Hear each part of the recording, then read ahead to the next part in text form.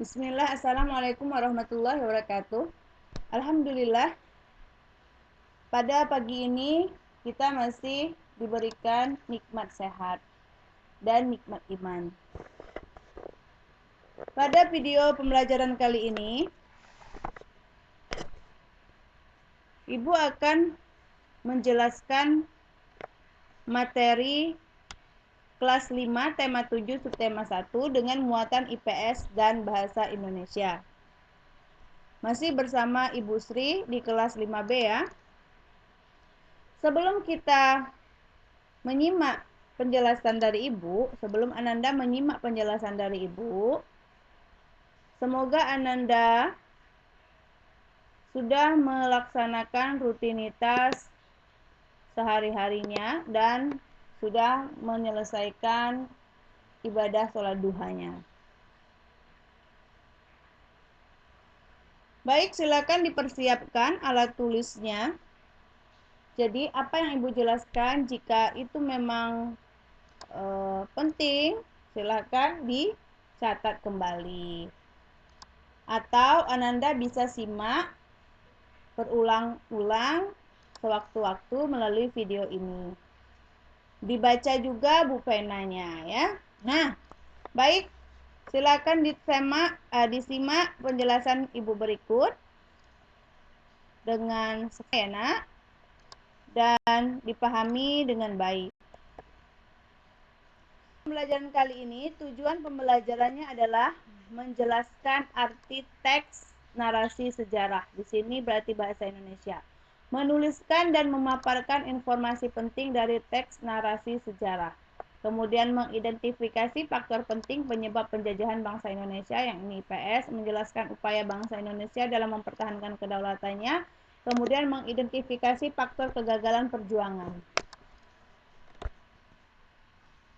Untuk muatan IPS, peristiwa kebangsaan masa penjajahan. Jadi bangsa Indonesia itu sudah mengalami berbagai fase ya, masa, di mana ada masa kerajaan, kemudian ada masa penjajahan. Kalau yang sekarang ini kita nikmatin adalah masa kemerdekaan ya, kita udah merdeka. Nah, masa kebangsaan pada masa penjajahan, jadi di sini perhatikan ada gambar cengkih ya. Cengkih ini merupakan rempah-rempah yang dibutuhkan oleh setiap bangsa pada masa itu. Oke, tahukah kamu apa hubungannya cengkih ini dan penjajahan yang dialami oleh bangsa kita? Nah, pohon cengkih banyak manfaatnya sehingga menjadikan pohon tersebut atau tanaman tersebut bernilai ekonomis tinggi, mahal ya. Oleh karena itu, cengkih merupakan salah satu rempah-rempah yang diburu oleh bangsa-bangsa Eropa. Hal inilah yang menyebabkan penjajah datang ke Indonesia untuk berburu rempah-rempah ini. Apakah selain cengkih ada juga? Tentu ada juga yang mereka butuhkan. Seperti apa? Misalnya lada. Ya. Jadi, bangsa penjajah itu membutuhkan rempah-rempah yang ternyata banyak di Indonesia. Nah, sama seperti kita. Misalnya kita mendatangi sebuah pasar, tentu pasar tersebut menjual kebutuhan yang kita perlukan atau butuhkan. Makanya kita mendatanginya. Nah, sama seperti ini. Baik, peristiwa siapa sih yang dikatakan bangsa barat? Nah, bangsa barat itu yaitu bangsa yang datang dari Eropa sana. Mereka tadi niatnya itu awalnya hanya berdagang atau mencari rempah-rempah. Ya. Ini dimulai dari akhir abad 15. Bangsa Eropa itu melakukan penjelajahan samudera. Jadi mereka berlayar. Kemudian bangsa Eropa yang pernah menjelajah di Indonesia itu bangsa apa saja, yaitu ada Portugis. Pertama kali diawali dengan Portugis yang mendarat di Ternate, Maluku Utara. Kemudian ini berlangsung pada tahun 1511. Diikutilah oleh bangsa Spanyol yang mendarat di Tidore, Manado, Maluku Utara juga. Lalu bangsa Inggris dan Belanda. Nah, apa yang menyebabkan mereka datang tadi? Ini kita akan lihat faktor-faktor pendorong penjelajahan samudera. Jadi apakah cuma Indonesia, Bu, yang didatangin oleh para penjajah? Tidak. Mereka menjelajahi samudera itu ke bagian timur yang kaya akan rempah-rempah tadi. Misalnya ada Asia Timur, Cina, kemudian ada juga daerah Filipina, ya, dan lain sebagainya. Yang India juga yang mereka datangin yang memang kaya akan rempah-rempah. Faktor yang menyebabkan mereka datang. Jadi mereka itu ada keinginan mencari kekayaan. Tadi kan bangsa Indonesia itu di Indonesia kaya akan rempah-rempah. Jadi mereka mencari kekayaan yang berupa rempah-rempah. Pada masa itu semahal dengan emas, gold, golden, ya, emas. Ini digunakan mereka sebagai industri obat-obatan maupun untuk bumbu masak. Karena di Eropa itu dingin, nah rempah-rempah itu menghangatkan tubuh. Kemudian adanya keinginan menyebarkan agama. Di sini menyebarkan agama itu gospel. Mereka ini kan agamanya Nasrani. Nah, mereka ingin menyebarkan agama mereka. Kemudian ada juga keinginan mencari kejayaan, ya. Kejayaan di sini glory, ya. Mereka mau memperluas tanah jajahan.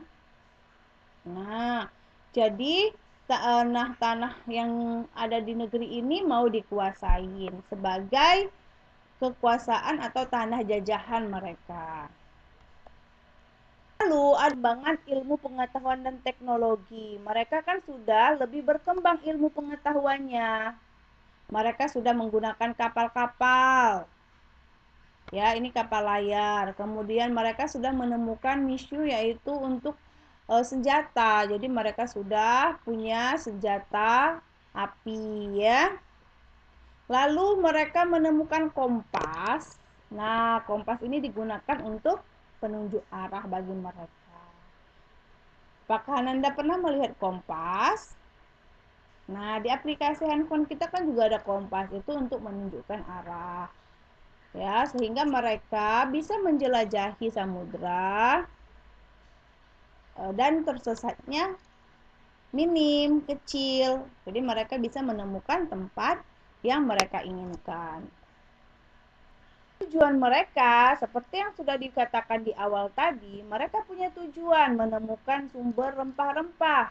Kemudian, apalagi mencari daerah baru untuk dikuasai dan menyebarkan agama. Kalau di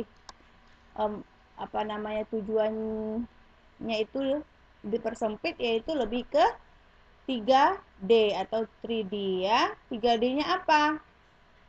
3G, ya, 3G. Yaitu G yang pertama goal, mencari kekayaan, gospel, menyebarkan agama, glory, mencari kejayaan. Oke, mereka juga memonopoli perdagangan serta menjajah kekayaan Nusantara. Apa itu monopoli? Monopoli ini perdagangan yang hanya mereka saja atau hanya satu pedagang saja. Oke, peristiwa-peristiwa pada masa pemerintahan kolonial Inggris. Kan tadi Spanyol sama Portugis. Pertama Portugis, lalu Spanyol. Setelah mereka kan terusir tuh. Nah, jadi datanglah kolonial Inggris. Kalau kolonial Inggris ini yang lebih memerintah Indonesia, yaitu Thomas Stamford Raffles. Ini pun si Thomas Stamford Raffles ini dia sampai wafat pun dia tidak kembali ke negara asalnya, tapi dia ada dimakamkan di Indonesia, yaitu tepatnya di Bengkulu, ya. Si Raffles ini dia punya kebijakan untuk mengundang ahli pengetahuan dari luar negeri. Jadi ada manfaatnya juga, ya. Kemudian dia menemukan bunga bangkai atau Rafflesia arnoldi bersama Arnoldi, ya. lalu menulis buku History of Java. Jadi ada manfaat yang diberikan.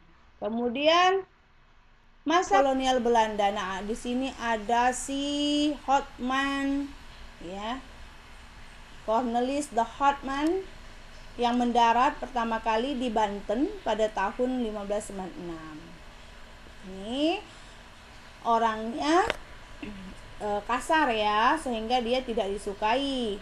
Kemudian digantikan oleh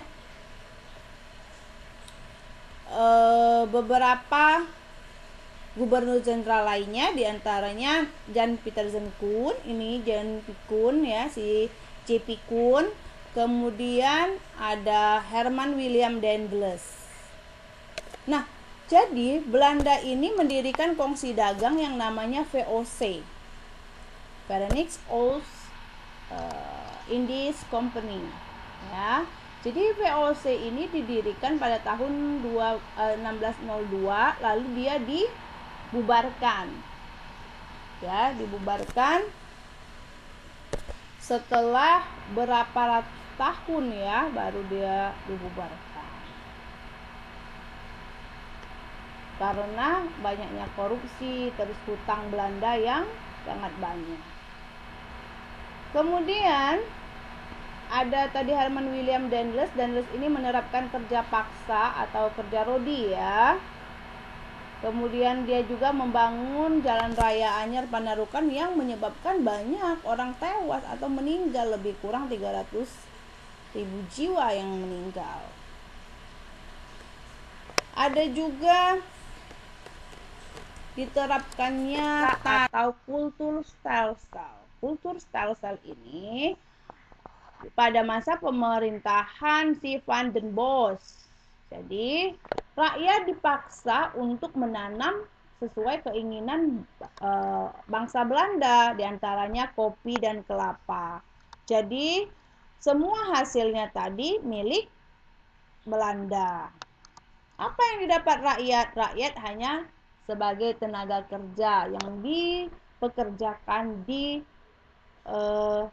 ladang-ladang atau kebun-kebun milik Belanda maupun tanah milik bangsa Indonesia sendiri. Jadi mereka sangat kejam ya. Di sini rakyat dirugikan. Karena rakyat Indonesia bertahun-tahun, lebih kurang 3,5 abad menderita. Jadi bertahun-tahun sampai ratusan tahun menderita. Ada yang tergerak hatinya, merasa iba terhadap bangsa Indonesia.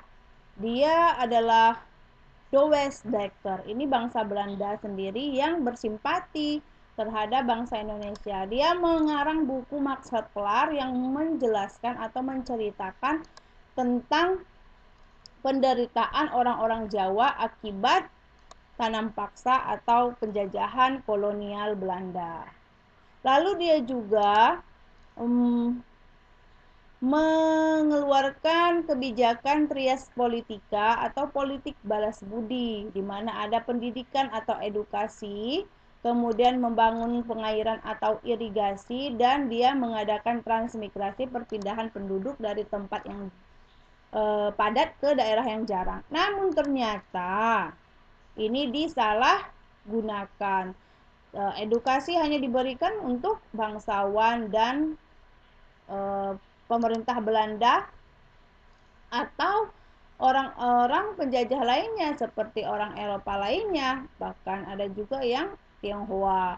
Kemudian membangun saluran pengairan irigasi. Di sini juga irigasinya, pengairannya hanya diberikan kepada ladang-ladang milik Belanda. Lalu transmigrasi, ternyata perpindahan ini dilakukan hanya untuk pekerja-pekerja yang bekerja di ladang milik Belanda. Misalnya dari Pulau Jawa dikirim ke Sumatera, ternyata dia disalurkan ke ladang-ladang milik si Belanda. Bahkan ada warga kita yang sampai saat ini kan ada Suriname yang di Amerika Serikat itu. Nah, itu adalah salah satu bukti bahwa adanya transmigrasi yang dilakukan oleh pemerintah kolonial untuk bekerja ya. Sebenarnya mereka bekerja di sana. Oke. Karena penderitaan ini yang sudah sangat lama, jadi menderita, kelaparan, bahkan kematian, maka rakyat Indonesia mengadakan perlawanan. Jadi semula kan disambut baik, namun karena dia semena-mena, kemudian menimbulkan kesengsaraan, akhirnya rakyat melawan. Sama seperti kita, ketika kita disakiti, kita bertahun-tahun merasakan kesengsaraan, maka kita akan bangkit. Nah, sama bangsa juga mengadakan perlawanan. Banyak yang terjadi, ini hanya beberapa saja. Di berbagai daerah ada Hasanuddin, yaitu di Makassar ya. Makassar, Sulawesi Selatan. Kemudian ada Antasari, ya, Pangeran Antasari, Banjarmasin, Kalimantan Selatan. Kemudian ada Patimura dari Maluku, Kapiten Patimura atau Thomas Matulesi ya. Nah, ini nggak asing ya, ini ada yang ini di uang 5.000, yang ini uang 1.000 ya. Ini ada I Gusti Ketujlanti, dari namanya saja sudah bisa kita ketahui dari Bali. Lalu ada, nah ini Tuanku Imam Bonjol atau Peto Syarif atau Muhammad Sahab, ini dari Sumatera Barat. Lalu ada Sisingamangaraja, ini merupakan Raja Bakara, Patuan Bosar Ompu Batu dari Tapanuli, Sumatera Utara. Yang ini Sultan Ageng Tirtayasa, ini Raja Banten ya. Lalu Pangeran Diponegoro, ini dari Yogyakarta, Jawa Tengah, dan Silas Papare dari Papua. Ini mereka mengadakan perlawanan di berbagai daerah ya. Ini sudah ada petanya di berbagai daerah. Namun mereka tidak berhasil. Nah, tidak berhasil perlawanan-perlawanan ini. Mereka wafat. Kenapa? Ternyata banyak yang menyebabkan gagal. Yang pertama, perjuangan bersifat kedaerahan. Jadi kalau bersifat kedaerahan hanya daerah-daerah, kita gampang untuk dipecah belah. Jadi kurang bersatu. Jadi perlawanan itu dilakukan tidak serentak. Makanya kalau kitanya hanya per orang, ya orang per orang, tentu kekuatan kita lebih kecil dibanding kita bersatu padu.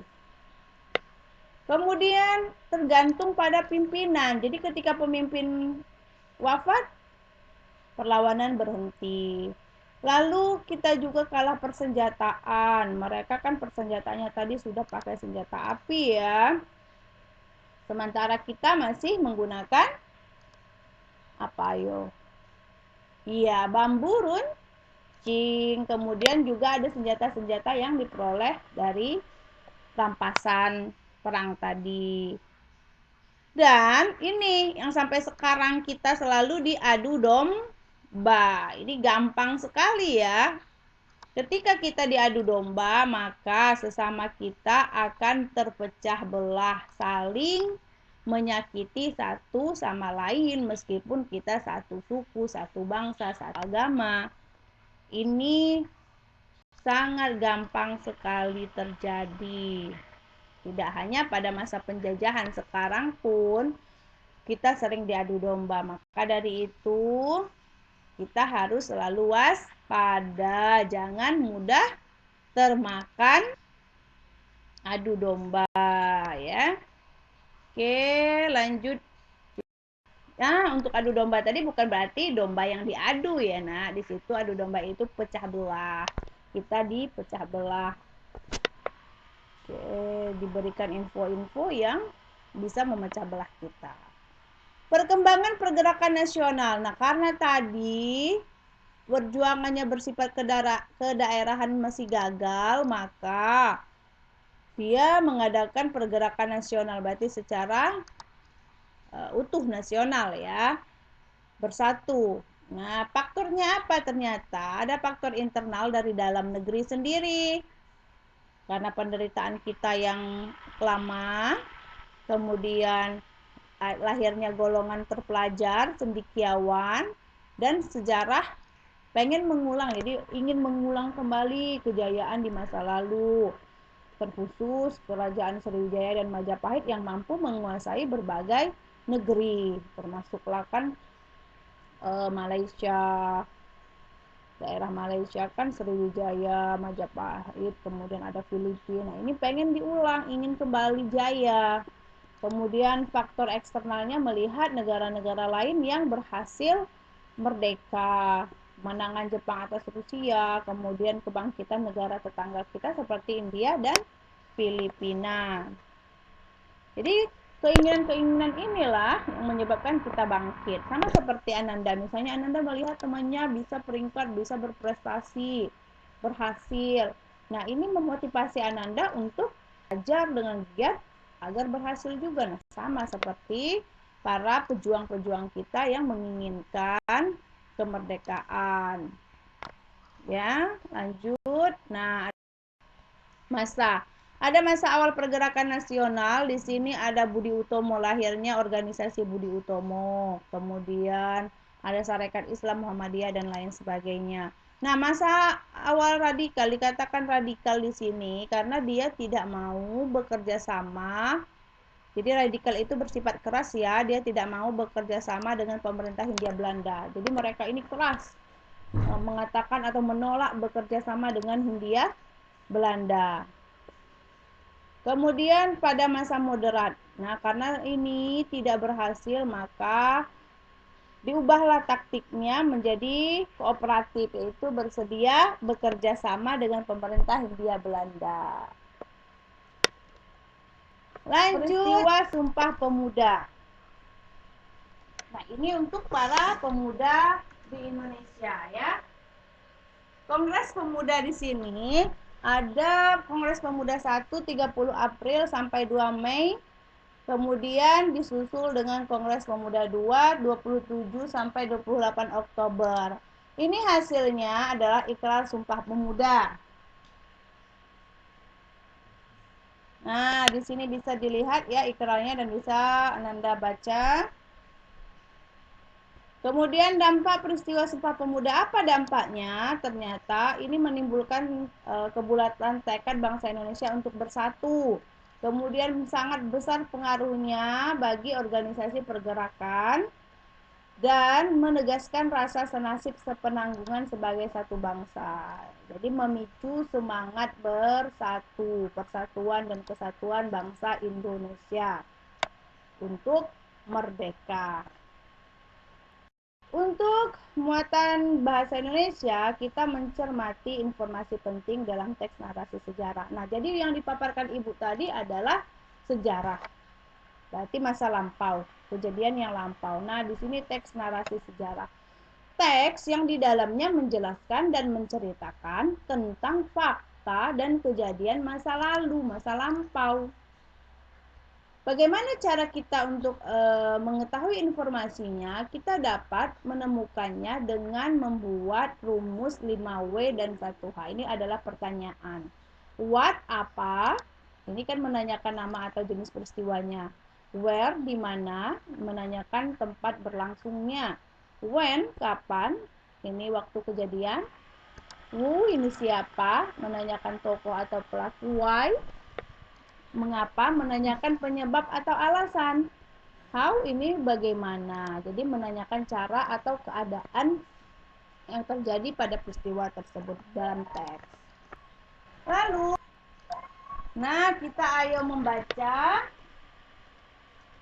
Untuk bacaannya silakan dibuka bupenanya. Bacalah teks awal penjajahan Belanda di Indonesia. Ini halaman 90 sampai 91. Ya. Selanjutnya kita akan mencoba mengerjakan bersama-sama, kita mencari tahu. Ini hasil analisis yang Ibu lakukan. Jadi bisa banyak kita buat beberapa pertanyaan. Di sini Ibu buatkan beberapa pertanyaan. Silahkan diperhatikan cara membuat pertanyaan itu. Diperhatikan kosakatanya harus terstruktur, ya. Jadi jangan kita membuatnya terbolak-balik atau tidak sesuai dengan penyusunan kata sesuai ejaan bahasa Indonesia. Kan Ibu pernah di awal mengajarkan subjek, predikat, objek, keterangan itu loh. Penyusunan kosakata. Nah, di sini Ibu contohkan, misal untuk what apa? Apa nama Serikat Perusahaan Hindia Timur di Indonesia? Ini kan terstruktur. Jadi kita bisa membacanya pun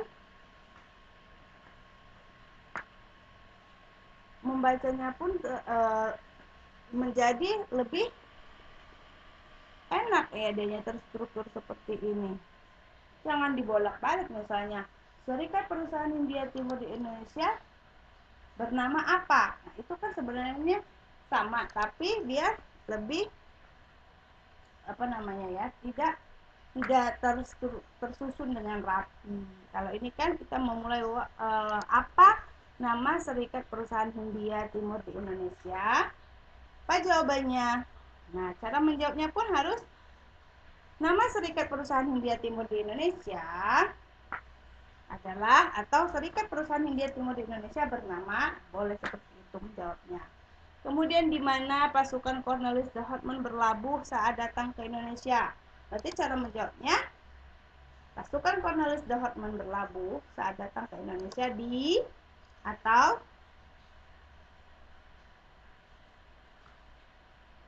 untuk yang pertanyaan kapan? Kapan Cornelis de Houtman bersama pasukannya mendatangi Indonesia? Ini Indonesia ya.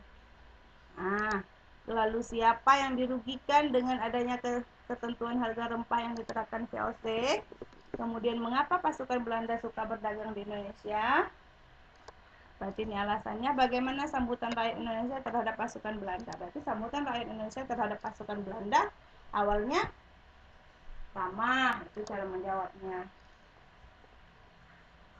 Lalu juga kita menentukan kosakata baku dengan KBBI. Nah, untuk kosakata baku, jadi ada baku lawannya non baku. Kalau dia hanya baku, itu ejaannya sesuai dengan kamus bahasa Indonesia yang baik dan benar. Kalau non baku berarti itu yang kita gunakan dalam kehidupan sehari-hari, misalnya kadang dari bahasa daerah ya. Seperti ada contoh di sini. Oh, ada juga ada kata serapan. Kata serapan ini sudah menjadi kosakata baku. Ini diambil biasanya dari bahasa daerah atau bahasa asing, namun sudah dibakukan dalam bahasa Indonesia ya, dalam kamus bahasa Indonesia. Contoh wajib. Nah, artinya harus dilakukan, pemerintah. Ini baku. Atau karena sering dibuat orang karena, padahal yang bakunya itu karena. Nah, kalau serapannya contohnya kolonial, ekspor, ini kan sudah ada di kamus, namun ini awalnya dari bahasa asing. Oke, bagaimana caranya menemukan kosakata tersebut di dalam kamus? Nah, misalnya kita mau mencari kata proklamasi, lalu bukalah kamusnya di awal huruf P. Ingat huruf abjadnya. Dalam daftar kata yang berhuruf awal P itu, cari kata yang dimulai dari PR, kan proklamasi. Kemudian kita cari yang kalau nggak ketemu di PR, kita cari pro, lalu kan kita temukan proklamasi. Nanti maknanya baru kita dapatkan. Selamat mencari kosakata lainnya. Oke, ayo berlatih. Nah, ini tolong diperhatikan penugasannya Ibu beri waktu, jadi tidak buru-buru. Silakan dikerjakan dengan santai namun bertanggung jawab, tetap disiplin juga. Ibu beri waktu 1 pekan mengerjakannya, namun bagi yang sudah selesai silakan segera dikumpulkan melalui WA pengumpulan tugas. Bacalah teks, ini untuk tugasnya, bacalah teks sejarah berdirinya Indis Partij di Bupena halaman 107. Kemudian kerjakan tugas yang pertama, buat pertanyaan menggunakan kata tanya 5W 1H dari teks tersebut. Lalu temukanlah minimal 5 kosakata baku dalam teks tersebut dan tuliskan artinya. Di sini cukup 5 saja ya. Dan artinya berdasarkan Kamus Besar Bahasa Indonesia. Nah, sekarang mengenai tema 7 subtema 1 muatan bahasa Indonesia dan IPS. Semoga penjelasan ini bermanfaat, dapat membantu Ananda belajar di rumah. Silakan dipahami dan diulang-ulang kembali sehingga menjadi paham. Dan apabila ada pertanyaan, ada hal-hal yang tidak dimengerti, silakan ditanyakan, didiskusikan bersama Ibu, boleh melalui WA pribadi atau saat bertemu tatap muka di rumah Ibu, insya Allah hari Kamis besok. Jazakumullah khairan. Kelas Ibu, kelas 5B, selalu is the best. Assalamualaikum warahmatullahi wabarakatuh.